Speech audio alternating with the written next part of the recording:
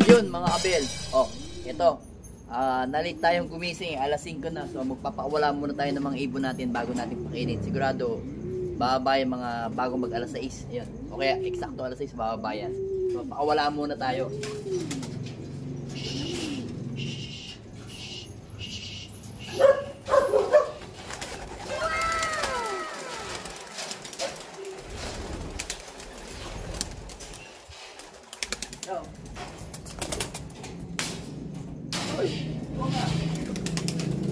Alright. Then dito sa kabila naman mga kabel, ayan o, papakula rin tayo dito sa kabila. Ayan, dito naman tayo sa kabila.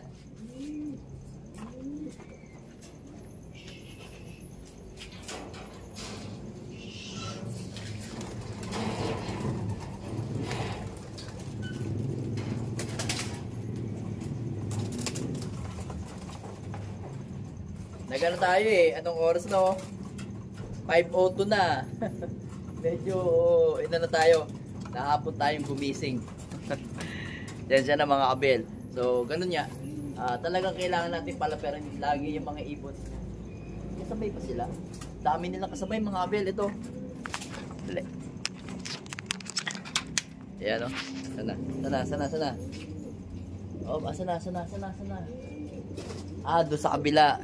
Kay paring Riz doon. Sabay ng mga ibon natin. Dali. Ayan o. Kita nyo mga kabel yun o. Dami o. Dami mga sumusunod sa kanyo. Ay, ano to? Ba't bumaba agad to? Oh no! Anyari dito sa ibon na to? Bumaba ka agad. Anyari sa'yo? Pumapasok agad yun. Anyari sa'yo? Ha? May nararamdaman siguro tong ibon na to. Nasaan na isa? Ba't bababa ka agad? So ayun mga kabel, puntahan muna natin to. Ito yung mga young bird natin. Yan, yung young bird natin oh. Ganda nila. Mukhang ano yan, checkered dyan. Wala silang white plate eh, na-check ko na. So yung isa nyan, gagawin natin stock bird. Alright on. Tapang kasi nete. Then dito, hindi ko rin alam, parang gusto ko munang ilaban yung mga anak nito bago ko gawing stock bird. Then dito, diretso din laban to. Ayan. Ayan, nag-chat sa akin oo.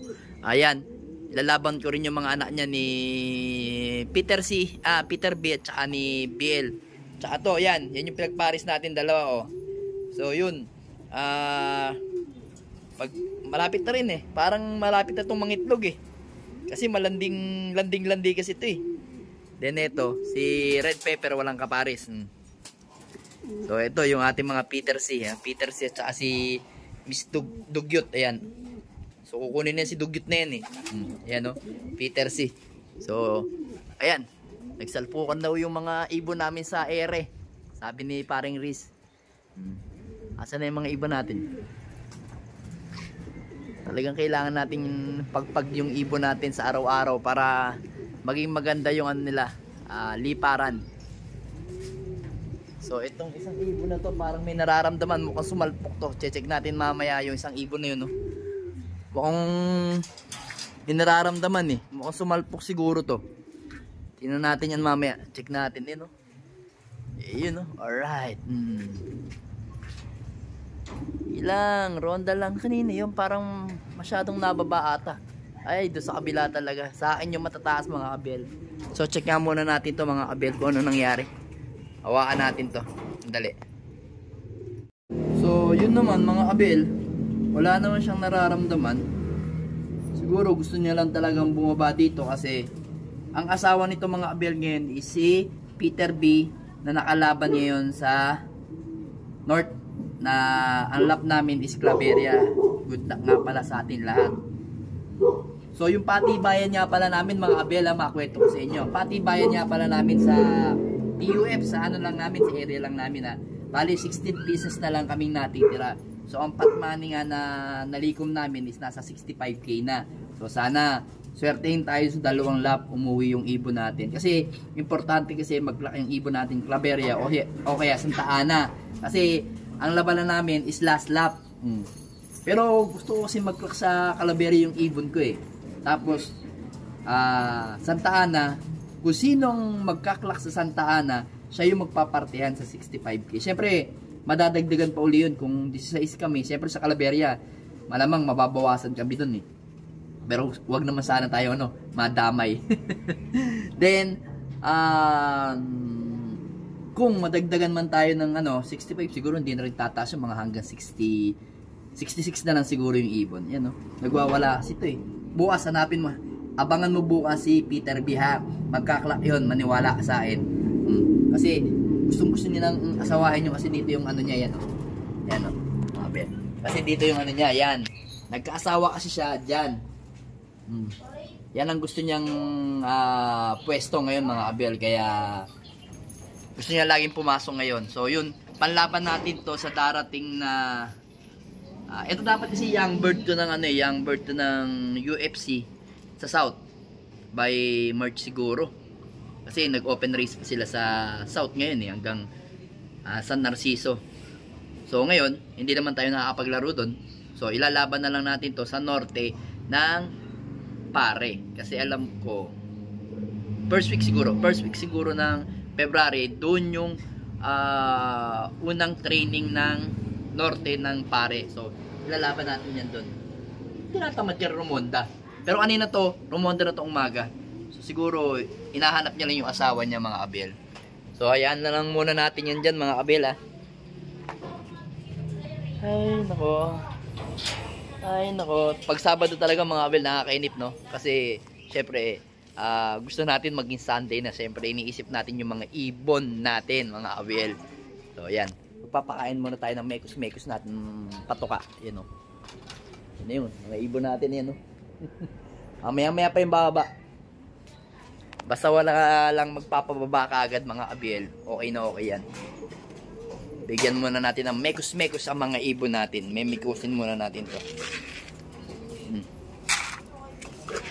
Ang paborito nilang mekos. Ayan. Ano yung nyo? Mekos ninyo. Mekos.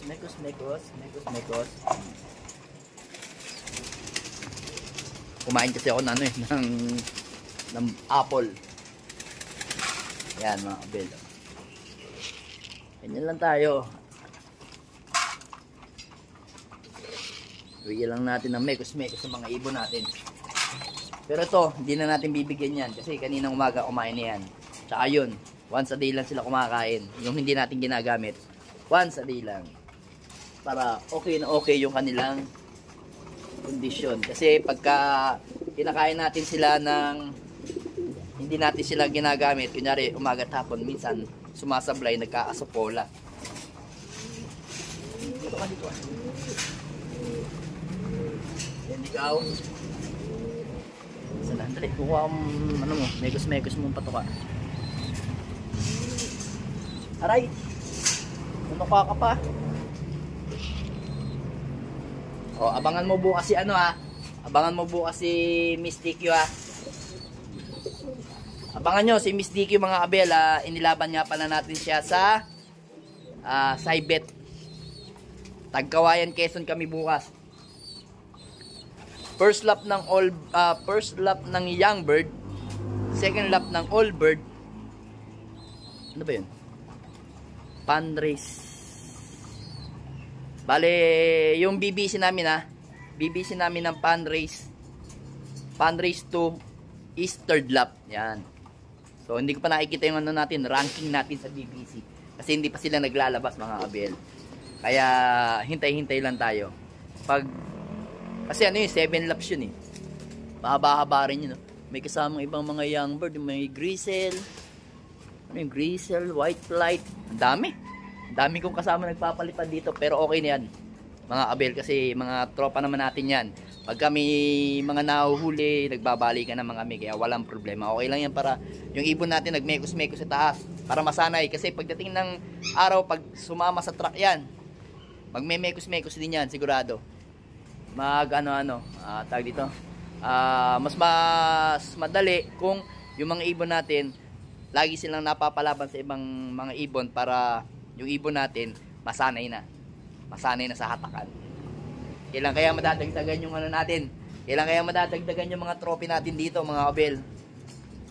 So yung huli nating pagkapanalo bago tayo lumipat dito, certificate lang yun, walang trophy kasi nag 8 overall champion lang tayo doon. Munti ka na, sayang. May lang, napagting lang yung ibon natin. Pero okay lang yun, babawi tayo dito sa mga ibon natin. Malay nyo, diba? This time, masigit pa yung mangyari sa pagkapanalo natin nung nandun tayo sa San Simon. So, syempre, always think positive, sabi nga ni barkada ng Ryan Babia. Shoutout sa iyo, pare. So, ayan, mga ibon natin. Ganito lang lagi ginagawa ko sa araw-araw. Tuwing hapon, pagkagising, kalapate, palipad. Tapos, yun nga, mga kabel, ito pa, ito ko sa inyo.